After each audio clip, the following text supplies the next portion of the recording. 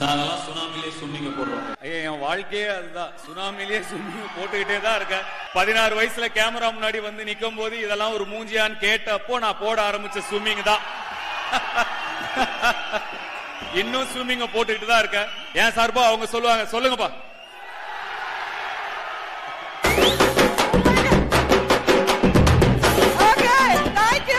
Mister gold sunflower oil, அளவிலும் தரத்திலும் no compromise. ஜெயச்சந்திரனின் அடடா audio offer 5 முதல் 70% வரை discount. Vivo V60 Zeiss Portrait ESO Pro. Witness brilliance unfold in every curve and move with all new Vivo V60. Book now.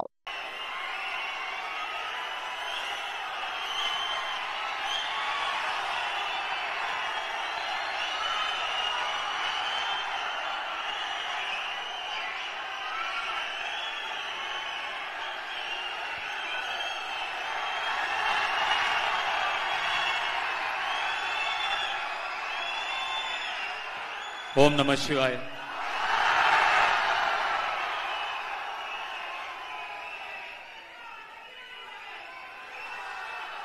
என்ன பாவா, நல்லா இருக்கீங்களா?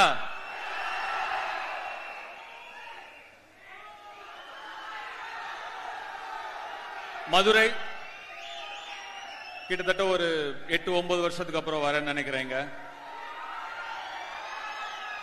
என் மனசுக்கு ரொம்பவும் நெருக்கமான ஒரு ஊரு. நிறைய காரணங்கள் இருக்கு. அதுல ரொம்ப முக்கியமான காரணத்தை நான் முதல்ல சொல்றேன்.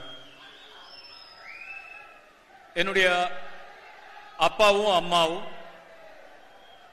சங்கராபுரம் எங்க அம்மா பிறந்த ஊர், மல்லிகாபுரம்ங்கிறது எங்க அப்பா பிறந்த ஊர்.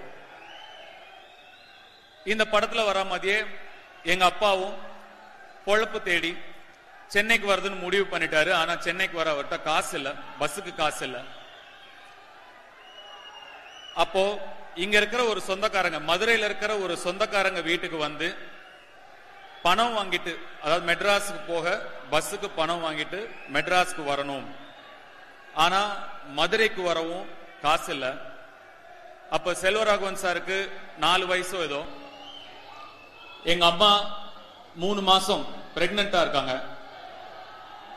அவங்க ஊர்ல இருந்து மதுரைக்கு நடந்து வந்தாங்க. கிட்டத்தட்ட ஒரு 120 கிலோமீட்டர் இருக்கும்னு நினைக்கிறேன். 120-130 கிலோமீட்டர் இருக்கும்னு நினைக்கிறேன். நடந்தே வந்தாங்க அங்க இருந்து ஒரு சொந்தக்காரங்களை பார்க்க. அப்படி எங்க அப்பா பிரெக்னண்டா இருந்த எங்க அம்மா கால் கடுக்க நடந்து வந்து ஏறின மேடை தான் இந்த மேடை.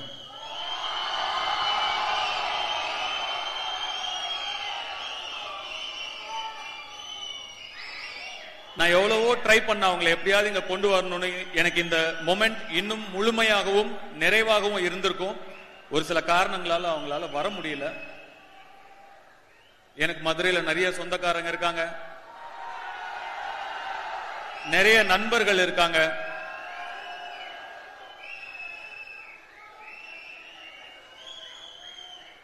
இங்க இருந்து அங்க இருந்து கை தட்டிட்டு விசில் அடிச்சிட்டு இருக்கிற நீங்கெல்லாம்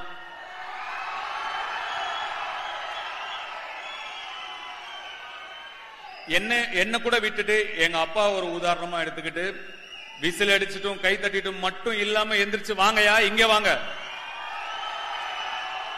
வரணும், உழைக்கணும், உழைச்சு இங்க வரணும். எல்லாராலையும் முடியும். கண்டிப்பா நீங்க இதை செய்யணும். செய்வீங்கல்ல? கண்டிப்பா செய்யணும். நான் மதுரையில கிட்டத்தட்ட ஒரு 200-300 நாள் இருந்த நான் ஆடுகளம் படத்தை நடிக்கிறதுக்காக. இந்த மதுரையில நான் ஓடாத தெரு கிடையாது, ஆடாத தெரு கிடையாது.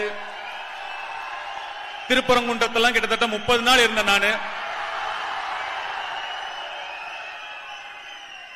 எனக்கு ரொம்ப ரொம்ப மனசுக்கு நெருக்கமான ஒரு அனுபவமா இருந்தது.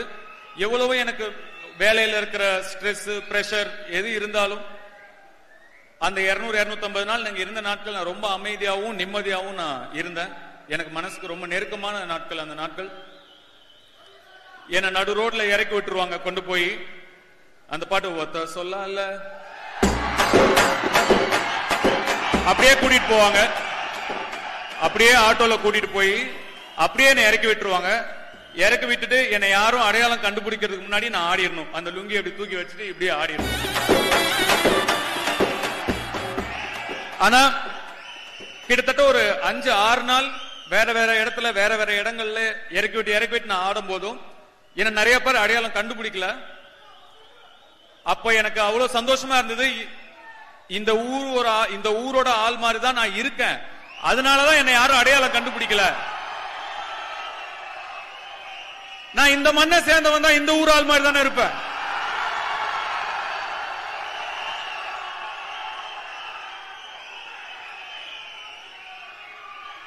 சாவ மேல கைய வச்சேன்னு வை,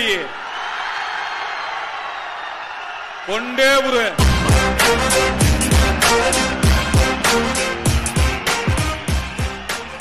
இங்க இருக்கிற ஒவ்வொரு சேவலும் பந்தயம் அடிக்கிற சேவல் தான். அந்த படம் ரிலீஸ் ஆகும்போது நிறைய படங்கள் சென்னையில ஃபர்ஸ்ட் டே ஃபர்ஸ்ட் ஷோ பார்ப்போம். ஷூட்டிங் இல்லைன்னா ஃபர்ஸ்ட் டே ஃபர்ஸ்ட் ஷோ போக முடியும், இல்லைன்னா அதுவும் முடியாது.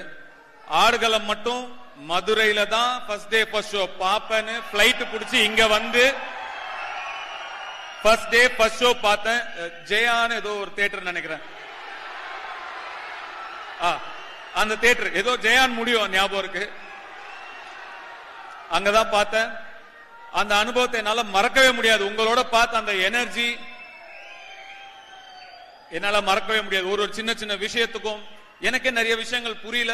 அதெல்லாம் படம் பார்க்கும் போது நீங்க எப்படி ரியாக்ட் பண்ணீங்களோ அதை பார்த்து தான் எனக்கு புரிஞ்சுது. அந்த அனுபவத்தை என்னால மறக்கவே முடியாது. இந்த இட்லி கடை ஒரு சாதாரண படம், சிம்பிளான படம். ஆனா நிச்சயமா நீங்க எல்லாரும் உங்க ஃபேமிலியோட உங்க குழந்தைங்களோட போய் பார்த்து எமோஷனலா கனெக்ட் பண்ணி என்ஜாய் பண்ற ஒரு படமா நிச்சயமா இருக்கும். நிச்சயமா உங்களுக்கு பிடிக்கும் நான் நம்புறேன்.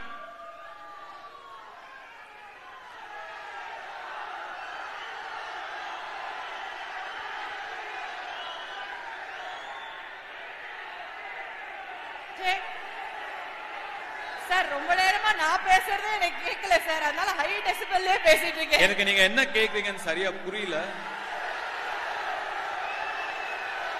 வடசென்னை 2 சார், வடசென்னை 2 வடசென்னை 2 கேக்குறாங்க சார். வடசென்னை 2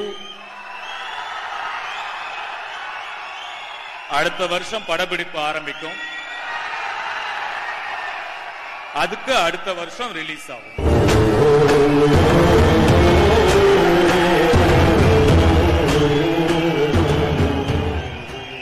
எண்ணம் போல் வாழ்க்கை. உங்களுடைய எல்லாருடைய எண்ணமும் அவங்க குடும்பம் மீதும் அவங்க குழந்தைகள் மீதும் இருக்கணும். நல்லபடியா பார்த்துக்கோங்க, குடும்பத்தை முதல்ல நல்லபடியா பார்த்துக்கோங்க. என்னை நம்பி நடிக்க வந்த என்னுடைய எல்லா கலைஞர்களுக்கும் நான் நன்றி சொல்லிக்கிறேன். டெக்னீஷியன்ஸ்க்கும் என்னோட நன்றியை சொல்லிக்கிறேன். எங்களுக்குள்ள நாங்க எல்லாரும் சேர்ந்து உங்களுக்கு படம் எடுக்கிறோம், எங்களுக்குள்ள நன்றி சொல்லுங்க தேவையில்லைன்னு நினைக்கிறேன். இருந்தாலுமே என் மேல இருந்த நம்பிக்கையில மட்டுமே அவங்க எல்லாருமே வந்தாங்க. எல்லாருக்கும் நன்றி. இங்க இருக்கிறவங்களை குறிப்பிட்டு சொல்றேன், எஃபர்ட் எடுத்து இங்க வந்திருக்காங்கிறதுனால இங்க இருக்கிறவங்களை மட்டும் குறிப்பிட்டு நான் பேச விரும்புறேன். அருண் விஜய் சார், நீங்க சொன்ன மாதிரி நீங்க கதை கூட சரியா கேட்கல, உடனே டக்குன்னு ஓகே சொல்லி என்ன நம்பி நீங்க வந்துட்டீங்க. அவருடைய படம் இப்போ ரெட்டத்தலைன்னு ஒரு படம் நடிச்சிட்டு இருக்காரு, கூடிய சீக்கிரம் ரிலீஸ் ஆக போகுது. நான் ஒரு 30-35 நிமிஷம் அந்த படம் பார்த்தேன். எக்ஸ்ட்ராடினரி த்ரில்லரா இருக்கு அந்த படம், ரொம்ப நல்லா வந்திருக்கு. வாழ்த்துக்கள் பிரதர், கண்டிப்பா அந்த படம் பெரிய வெற்றி அடைய என்னுடைய வாழ்த்துக்கள். உங்களுடைய டெடிகேஷனுக்கும் உங்களுடைய சப்போர்ட்டுக்கும் ரொம்ப நன்றி. பார்த்திபன் சார், மீண்டும் மீண்டும் ரொம்ப நன்றி. நீங்க தான் அதை இன்னுமே எங்க போனாலும் சின்ன கதாபாத்திரம் சொல்றீங்களே தவிர, நீங்களே படம் பார்க்கும்போது உங்களுக்கு தெரியும் அது சின்ன கதாபாத்திரம் இல்ல, மக்கள் சொல்லுவாங்க, அப்போ உங்களுக்கு தெரியும். இளவரசு சார், நம்ம திருவிளையாடல சேர்ந்து நடிச்சோம். என் மனசுக்கு பிடிச்ச முத்துகிருஷ்ணா நீங்க அந்த படத்துல நடிச்சிருந்தீங்க. கண்டிப்பா நீங்க மறந்துருக்க மாட்டீங்க. உங்களோட ஒர்க் பண்ணது எனக்கு ரொம்ப மகிழ்ச்சி சார். என்னுடைய சொந்த ஊரை சேர்ந்த ஒருத்தர் கூட சேர்ந்து வேலை செஞ்ச ஒரு சந்தோஷம் இருந்தது. உங்க கூட பழகின நாட்கள் ரொம்ப அழகா இருந்தது. பேசின நாட்களை விட நான் உங்ககிட்ட நிறைய, உங்க கேரக்டர் நல்லா இருக்க நான் இன்னும் எழுதிக்கிட்டே இருந்தேன், இன்னும் பெட்டர் ஆயிட்டே போச்சு. அதனால இன்னும் நிறைய நாட்கள் நான் உங்ககிட்ட கேட்டேன். நீங்க எந்த விதமான ஒரு செகண்ட் கூட யோசிக்கல. தம்பி வந்துடுறேன் தம்பின்னு வந்து எனக்கு கோஆபரேட் பண்ணி கொடுத்தீங்க. ரொம்ப ரொம்ப நன்றி. என்னுடைய தயாரிப்பாளர் ஆகாஷ் பாஸ்கரன் அவர்களுக்கு என்னுடைய நன்றியை சொல்லிக்க விரும்புறேன். என்னுடைய ரசிகர்கள்லாம் என்னுடைய படத்தை எப்படி ப்ரோமோட் பண்ணணும்னு இவ்வளவு நாள் ஆசைப்பட்டாங்களோ அவர் அதை பண்ணி கொடுத்திருக்காரு. உங்களுக்கு நீங்க எல்லாம் சந்தோஷப்படுற அளவுக்கு இந்த படத்தை அவர் ப்ரோமோட் பண்ணி கொடுத்திருக்காரு. அதுக்காக உங்க சார்பா ஆகாஷ் பாஸ்கருக்கு நான் நன்றி சொல்லிக்கிறேன். என் சார்பாவும் நன்றியை சொல்லிக்கிறேன். இந்த படத்தை வெளியிடுற இன்பன் உதயநிதி அவர் எனக்கு குழந்தையில இருந்து தெரியும். இன்னைக்கு அவருடைய பேரே வருது, இன்பன் உதயநிதி வழங்கும்னு பார்க்கும்போது ரொம்ப மனசு சந்தோஷமா இருக்கு. அவருக்கும் என்னுடைய வாழ்த்துக்களை தெரிவிச்சுக்கிறேன். மதுரை மக்களுக்கும் மதுரை ரசிகர்களுக்கும் என் ரசிகர்களுக்கும் மீண்டும் மீண்டும் கோடான கோடி நன்றிகளை சொல்லிக்கிறேன். சார் ஒரு சில கொஸ்டின்ஸ்லாம் இருக்கு சார் உங்ககிட்ட. அதாவது இங்க இருக்க ஒவ்வொரு பசங்களுமே அவங்கள வந்து ஸ்கிரீன்ல பாக்குற மாதிரி தான் நினைச்சுப்பாங்க நீங்க ஒரு கதாபாத்திரம் பண்ணும்போது. ஏன்னா அவ்வளவு ரிலேட்டபிளா இருக்கும். அவங்களுக்குள்ள ஒரு விஷயம் வரும், நம்மளும் இந்த மாதிரி தட்டி தூக்கி பெரிய ஆளா வந்துரும் அப்படிங்கிற ஒரு இன்ஸ்பிரேஷனா ஆன் ஸ்கிரீன்லயும் நீங்க வந்து வாழ்ந்துட்டு இருக்கீங்க. சோ உங்க டயலாக்ஸும் அதே மாதிரி ரொம்ப ரிலேட்டபிளா இருக்கும் சார். ஒரு சில டயலாக்லாம் சொல்றேன் சரியா, அவங்க எல்லாருக்குமே தெரியும். எங்க எல்லாருக்குமே வந்து ரிலேட்டபிளான ஒரு டயலாக். அந்த டயலாக் உங்க லைஃப்ல எந்த சிச்சுவேஷன்ல எந்த மொமெண்ட்ல கனெக்ட் ஆகுது அப்படிங்கறது எங்களுக்கு சொல்லுங்க. பாட்டு நம்ம கேட்டா பாடுவாரு, பட்டுன்னு பதில் சொல்லுவாரு. அதுதான் நம்ம டி சார். கண்டிப்பா இது வந்துடும் நம்மளுக்கு வேற மாதிரி. ஃபர்ஸ்ட் டயலாக் கேட்டுலாமா? பிளே பண்ணிடலாம் சார் உங்க வாய்ஸ்ல. அது மாதிரி கேட்டு நாங்கெல்லாம் சுனாமிலே ஸ்விம்மிங் போடுறோம். சுனாமிலே ஸ்விம்மிங்ல போடுற இது எந்த டைம்ல உங்களுக்கு செட் ஆச்சு? என் வாழ்க்கையே அதுதான். சுனாமிலேயே ஸ்விம்மிங் போட்டுக்கிட்டே தான் இருக்கேன். 16 வயசுல கேமரா முன்னாடி வந்து நிக்கும் போது இதெல்லாம் ஒரு மூஞ்சியான்னு கேட்டப்போ நான் போட ஆரம்பிச்ச ஸ்விம்மிங் தான். இன்னும் ஸ்விம்மிங்க போட்டுக்கிட்டு தான் இருக்கேன். ஏன் சார்பா அவங்க சொல்லுவாங்க, சொல்லுங்கப்பா.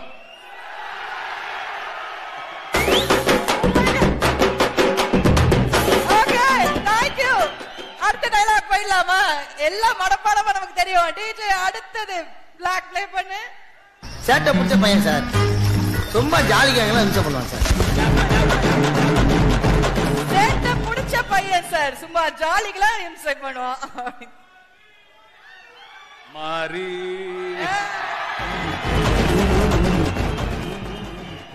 ஆக்சுவலா கொஞ்சம் சேட்டை பிடிச்ச பையன் தான் நானு. பாத்தீங்களா? சின்ன வயசுல. ஆனா என்னுடைய அண்ணா தான் இன்னும் ரொம்ப சேட்டை பிடிச்ச பையன். ஆமா சார். ஒரு அமைதியான ஒருத்தர். அவர் வந்து நிறைய அப்படி அவர் ஆக்சுவலா ஒரு இன்ட்ரோவர்ட். அவரு சோ போட்டோல நிக்க கூட ரொம்ப கூச்சப்படுவாரு. செல்வராகவன் சார் அவர். ஆனா வீட்டுக்குள்ள பயங்கர சேட்டை பிடிச்ச பையன் தான். அவரோட நான் 8 வயசு சின்ன பையன். அவர் என்ன பொறுமை இருக்கா உங்களுக்கு கேட்க? அவர் என்னோட ஒரு 8 வயசு அவரோட என்னோட 8 வயசு பெரியவர். அதனால அவர் ரொம்ப பெருசா இருப்பேன், ரொம்ப சின்னதா இருப்பேன். எங்களுக்குள்ள என்டர்டைன்மெண்ட் நாங்க 2 பேர் தான். கிரிக்கெட் விளையாட கூப்பிட்டுக்கிட்டு எப்படியாவது டாஸ போங்க இங்க அடிச்சு அவர் ஃபர்ஸ்ட் பேட்டிங் போயிடுவாரு. பெரியவர் என்னால அவ்வளவு ஈஸியா அவர் அவுட் ஆக்க முடியாது. நான் ஒரு 3 மணி நேரம் 3.5 மணி நேரம் பால் போடுவேன். கஷ்டப்பட்டு அவுட் ஆனோன்னா பேட்டை போட்டு ஓடிடுவாரு. எனக்கு திருப்பி போட மாட்டாரு. நான் பாதி நேரம் நான் விளையாடுனதே கிடையாது, போலிங் தான் போடுவேன். அதே மாதிரி நாலனா அப்பெல்லாம் 10 காசு 5 காசு 25 காசு 20 காசு எல்லாம் இருந்தது. அதெல்லாம் கொஞ்சம் கொஞ்சமா சேர்த்து ஏதாவது வாங்கி சாப்பிடறதுக்கு தான். திருப்பி அதே தான் நமக்கு. அது ஒண்ணுதான் ட்ரீம். சின்ன வயசுல அப்படியே வாங்கி சேர்த்து வைப்பேன். மொத்தமா அது ஒரு 4 ரூபாய் 5 ரூபாய் வாங்கும்போது அவர் வந்து திருடிட்டு போயிடுவார் அது மொத்தமா. இந்த மாதிரி அதிகமான சேட்டை பிடிச்ச பையன் வந்து அவர் தான். ஆஹா, அப்படி ஒரு அமைதியான ஒரு ஜீவனுக்குள்ள இவ்வளவு விஷயங்கள் இருந்திருக்குல்ல. ஆமா, அதுவும் ரொம்ப குட்டியா இருக்கும் போது பண்ணுவாங்க சார் அவங்க எல்லாம் பயங்கரமா. ஓகே, இந்த அண்ணனுங்களுக்கு தம்பியை டார்ச்சர் பண்றதுல என்னதான் சந்தோஷமோ. கரெக்ட். அடுத்தது டிஜே. ஜெயிக்கிறோமோ இல்லையோ முதல்ல சண்டை செய்யணும். ஜெயிக்கிறோமோ இல்லையோ முதல்ல சண்டை செய்யணும். கரெக்ட் தான். ஜெயிக்கிறோமோ தோக்குறோமோ முதல்ல சண்டை செய்யணும். ஆனா சண்டைய அங்க செய்யாதீங்க. சண்டைய படிப்புல செய்யுங்க, உழைப்புல செய்யுங்க. அங்க செய்யுங்க. சண்டை நமக்குள்ள இருக்கணும், உள்ள இருக்கணும். இன்னைக்கு இருக்கிறத விட நாளைக்கு இருக்கிற இடம் பெட்டரா இருக்கணும். அதுக்குதான் சண்டை செய்யணும். படத்துல அந்த டயலாக் மாசா இருக்கலாம், நிஜத்துல சண்டை அங்க செய்யாதீங்க சார். வா, இந்த கடைசிக்கு டயலாக் இன்னும் பயங்கரமா வரும். நிஜமா போட்டிருப்பா அத. நம்ம கிட்ட காடு இருந்தா எடுத்துக்கிடுவானோ, பூவா இருந்தா புடிங்கிடுவானோ. ஆனா படிப்பை மட்டும் நம்ம கிட்ட இருந்து எடுத்துக்கிடவே முடியாது சிதம்பரம். நீ அவனோட எதிர்த்து ஜெயிக்கணும்னு நினைச்சீன்னா படி, நல்லா படிச்சு ஒரு அதிகாரத்துல போய் உக்காரு. ஆனா அதிகாரத்துக்கு வந்த அப்புறம் அவனுக்கு நமக்கு பண்றத நீ எவனுக்கும் பண்ணாம. படிப்பு முக்கியம் சிதம்பரம். இதுக்கு எந்த எக்ஸ்பிளனேஷனும் தேவையில்லை நினைக்கிறேன். இது வரைக்கும் கேட்ட வசனங்களே இதுதான் சிறப்பான வசனம். டெஃபினெட்லி. சோ இதனாலதான் சார் இவ்வளவு பேருக்கு நீங்க வந்து இவ்வளவு பெரிய இன்ஸ்பிரேஷன். ஏன்னா வந்து கூட இருந்து ஒரு அண்ணனா நீங்க வந்து வீட்டுல என்ன சொல்லுவீங்களோ அதை தான் நீங்க ஸ்டேஜ்லயும் ஒவ்வொரு தம்பிக்கும் சொல்லிட்டு இருக்கீங்க. Thank you so much. உங்களுக்கு தெரியும், நான் வாரம் எல்லாரையும் சந்திச்சுட்டு தான் இருக்கேன். இங்க இருக்கிற ஒருத்தரையும் நான் சந்திப்பேன், தனித்தனியா சந்திப்பேன், ஒருத்தரையும் சந்திப்பேன். தெரியும்ல, ஏற்கனவே நான் பார்த்துட்டு தான் இருக்கேன், எல்லாரையும் பார்த்துட்டு தான் இருக்கேன். சீக்கிரமா உங்களையும் சந்திக்கிறேன். நான் ஒரு கேள்வி கேட்கலாமா? ரெண்டே கேள்வி ரொம்ப முக்கியமா ஆசையா இருக்கு, கேட்கலாமா? இல்லாட்டி சோ நிறைய பண்றீங்க சார், எழுதுறீங்க, பாடுறீங்க, நடிக்கிறீங்க, டைரக்ஷன் எல்லாம். எப்ப சார் ரிலாக்ஸேஷன், எப்ப சார் ரெஸ்ட் எடுப்பீங்க, எப்ப சார் ஜாலியா இருப்பீங்க? டைம் டேபிள் ஏதாவது இடம் இருக்கா இல்லையா? இப்ப நான் ஜாலியா தான் இருக்கேன். இதான் ரிலாக்ஸேஷன், இதுதான் ஜாலி. என் பசங்களோட டைம் ஸ்பெண்ட் பண்றதா என்னோட ரிலாக்ஸேஷன். அவங்களோட விளையாடுவேன், ஏதாவது பண்ணிட்டு இருப்பேன், அவ்வளவுதான். கடைசி சார் உங்களை விட்டுறேன். உங்க ரசிகர்களுக்கு உங்களை அவ்வளவு பிடிக்கும், ரொம்ப பிடிக்கும். ஒவ்வொருத்தரும் வந்து உயிரை கொடுக்கறாங்க. உங்க ரசிகர்கள் கிட்ட உங்களுக்கு பிடிச்ச விஷயம் என்ன அப்படிங்கறது மட்டும் எங்களுக்கு சொல்லுங்க சார்.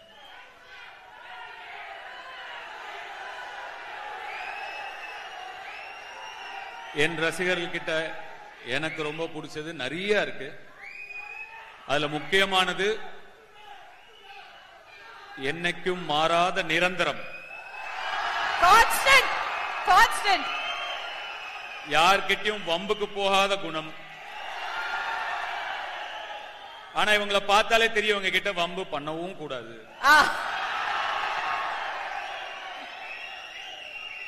என்ன நான் திரும்பி சொன்னதுதான், எவ்வளவு நன்றி சொன்னாலும் பத்தாது. சாதாரணமா அங்க அவங்கள நடுவுல இருந்த ஒருத்தனை இங்க வச்சு உங்க நண்பனா, உங்களுக்கு பிடிச்ச நடிகனா, உங்க குடும்பத்துல ஒருத்தனா வச்சு என்ன அழகு பாக்குறீங்க.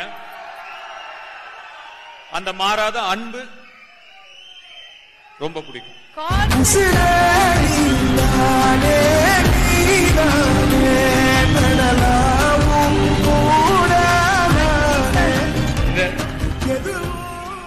இந்த நேரத்துல இங்க வந்திருந்து இந்த காவல்துறையினருக்கும் காவல்துறையினருக்கும் என்னுடைய நன்றி. இங்க இருக்கிற பவுன்சர்ஸ் எல்லாருக்கும் என்னுடைய நன்றி. அந்த ஆதரவு கொடுத்த எல்லாருக்கும் என்னுடைய நன்றி. Thank you so much sir. ரொம்ப நன்றி. அக்டோபர் 1ஆம் தேதி இட்லி கடை சந்திக்கலாம். மிஸ்டர் கோல்ட் சன்ஃபிளவர் ஆயில், அளவிலும் தரத்திலும் நோ காம்ப்ரமைஸ். ஜெயச்சந்திரனின் அடடா ஆடியோ ஆஃபர் 5 முதல் 70% வரை discount. Vivo V60 Zeiss Portrait ESO Pro. Witness brilliance unfold in every curve and move with all new Vivo V60. Book now.